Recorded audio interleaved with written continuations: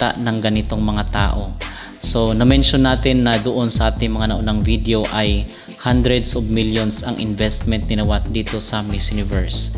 So marahil ay na-realize niya na hindi pwedeng impatience ang pairalin, or else talagang masisira ang reputasyon ng Miss Universe na kung saan ay namuhunan siya ng hundreds of millions.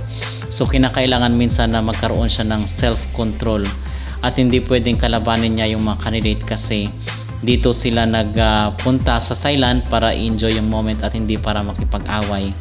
So na-realize niya rin siguro at nahimasmasan siya or merong nag-advise sa kanya na ito yung kanyang gagawin. Pero na-appreciate ko mga kapolitika itong mga gesture at mga nangyayari ngayon sa Miss Universe.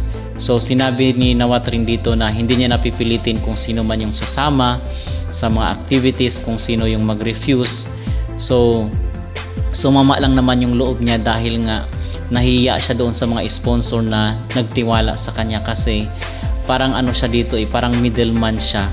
So gusto ng mga sponsor na kasama yung mga Latina sa mga pictorials, sa mga video shootings.